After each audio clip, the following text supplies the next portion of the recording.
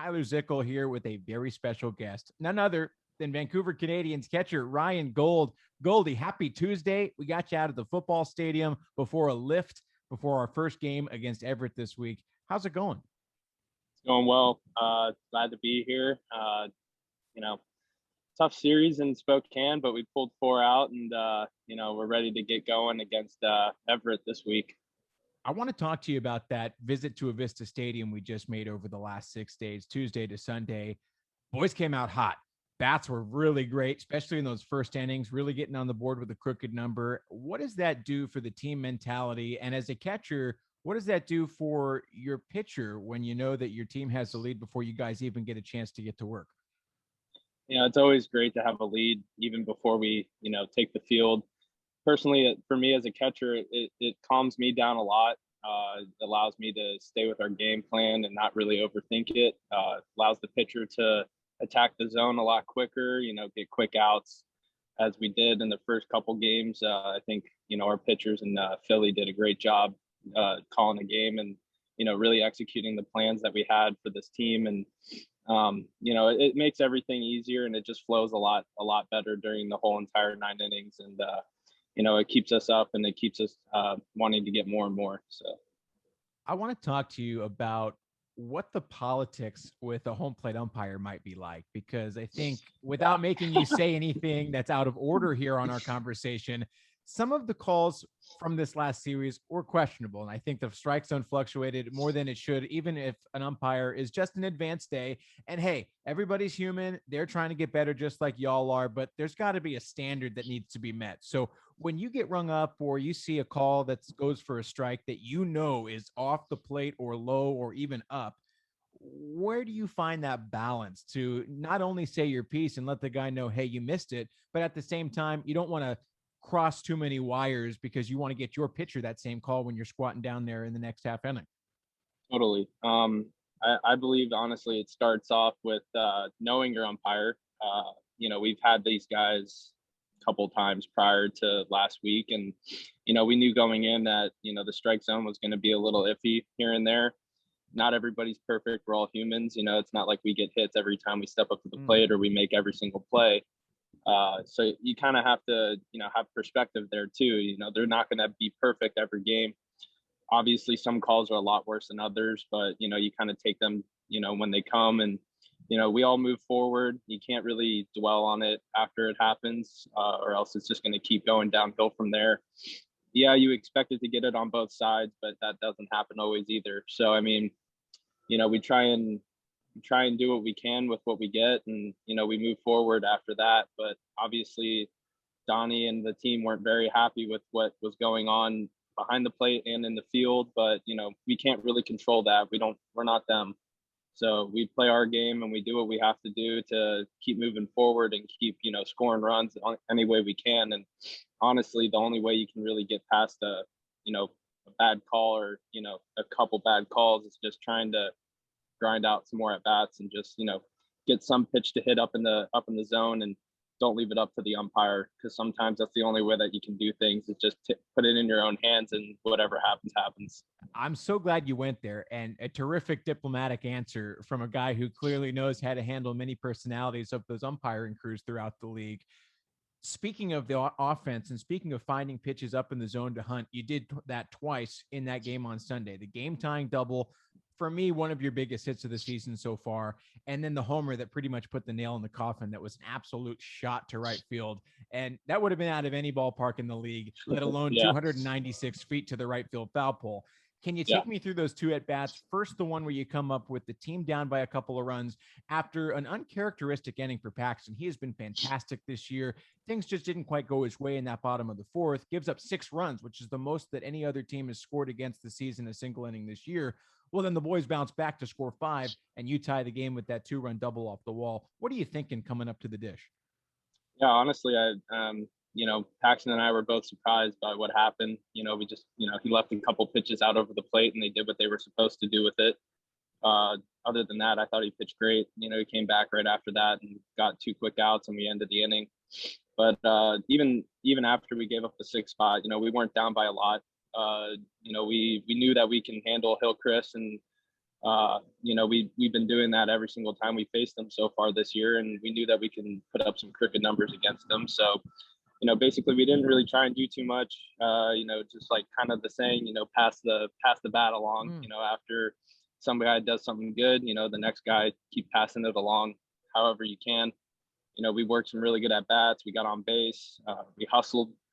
SB got on base with that, swinging bunt single, and that really saved the inning there. And, I took care of it. I did my job, and, all I was trying to do was just put the ball in play and just get an RBI. And, I got some good wood on it and sent it out to right center field off the wall. And, I'm glad that I got both runs in, but I really wasn't trying to do too much in that at bat. I just was trying to put the ball in play and keep the inning rolling, honestly. Similar mentality in that ninth inning when you went deep? No. Touche, because the team's up that time, so you can go hunting a little differently. Exactly. Yeah, team's up. We had a pretty good scouting report off the pitcher. Spencer and Tanner Morris were hit against him the inning before, and he was telling me that they were throwing a lot of changeups to lefties. And I went up there just trying to look for something up in the zone and hung the changeup, got good wood on it, and hit it pretty far. And I'm glad that I was able to do that. And like you said, put the nail in the coffin, and that game was over, especially after the ninth inning.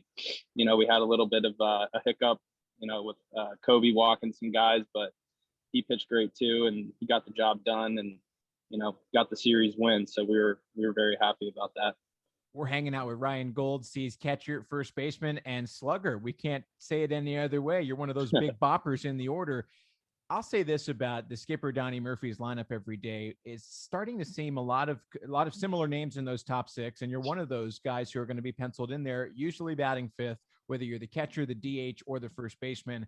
That obviously changes day to day. So it keeps it a little bit interesting for you, but does it help to have that consistency, showing up to the yard every day, knowing that you're going to be in that spot in the order? Does it just change that mentality for you enough to let you maybe think about what the job is at hand instead of maybe some of the things off the field that might distract the guy?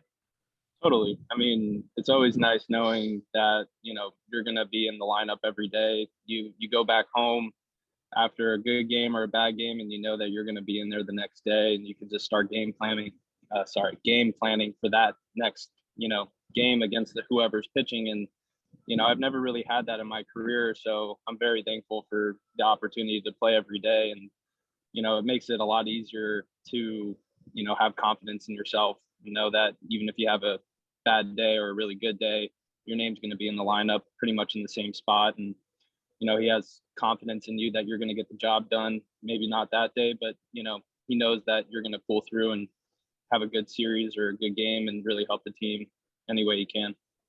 Getting down to the end of our time here, want to get you over to the weight room so you can get your lift in today. But before we let you go, Ryan, want to ask you about a couple of things related to our chat we had at Spokane on that Sunday, specifically how you were born in California, then raised in New Jersey, and then down in South Carolina, where you were supposed to go to Coastal Carolina before you got drafted, but decided to become a pro.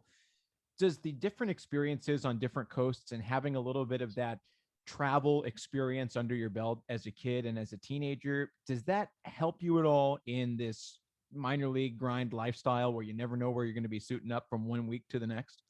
Yeah, I mean, it's huge. Obviously I didn't plan for it to happen, but I'm very thankful for everywhere that I've been. It's made me who I am today. And, it's really made me grow up pretty quick and understand that, you may not be where you want to be every single day, but you're supposed to be where you're supposed to be. And I think that mentality helps you stay focused and stay in the moment, and really just puts things into perspective that, you may not want to be where you're at, but that's the only place you're going to be for a while, and you better get used to it. And I think that, once you get used to it, it makes everything a lot easier. And, the transition just seems like nothing after that. So yeah, definitely moving around a lot early in my life has helped me with being in some very uncomfortable situations. And this isn't very uncomfortable. I've been used to traveling for 5 years, but once I started playing pro ball, I was never home. I was always gone. And I was used to that, being in new places, new environments, and not being comfortable and learning how to become comfortable. And that's really helped a lot.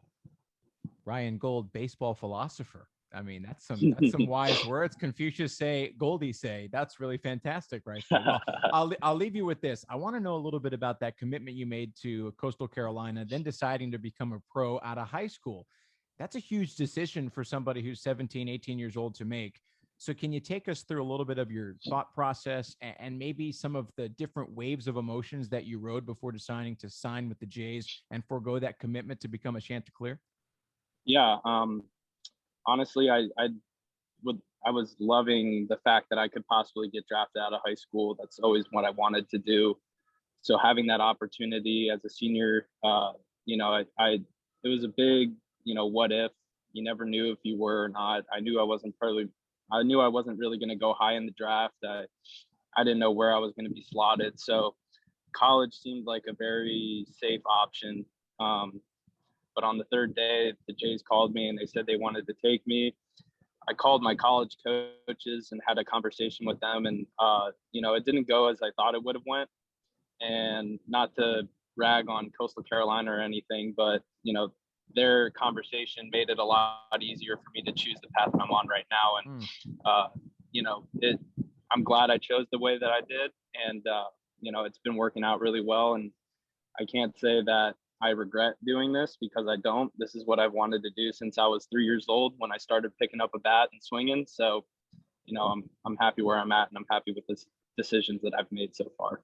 Fantastic, and certainly paying off for you along the way. Now, Ryan, before we say goodbye, you're about to go hit the weights. I got to know who's either the strongest guy on the entire roster, or maybe who has the most impressive single lift, whether it's a deadlift or a squat. Who really shows off in the weight room on this current C's roster? Surprisingly, a lot of pitchers. Okay. They lift a lot more often than we do. Right. And they have the ability to lift a lot heavier since they don't play every day. But right. They're pretty impressive. I'm not going to lie. Most of our bullpen guys are pretty strong. Kobe Johnson has a pretty good, impressive lift, and so does Parker Karasi, and even Danny Caneas. He lifts pretty impressively down there too. Wow, he shows off for the young guys. I mean, he's got all that time over at the first base coach's box. He can look good in his jersey, so you've got to continue to lift to stay fit. You got to. Yeah, you got to. And my man puts up some weight too, and he's pretty impressive in there. He shows us what to do, and obviously our boy Tommy, our strength and conditioning coach, he puts up some weight as well. So that's his job. He better. Yeah. I know. Yeah. Right. Yeah. Yeah. Well, Ryan, can't thank you enough for the time. Let's get you out there to the weight room. Just light stuff, of course. It's maintenance only in season. It's a long season, as you know, as we continue to grind through 2021. Goldie, can't thank you enough for being a part of the pregame show today. Thank you, Tyler. I appreciate it. Always a pleasure. That's Ryan Gold, C's catcher, first baseman, and hitter extraordinaire. Ryan, thanks for your time, and we'll come back with more pregame show after this on Sportsnet 650.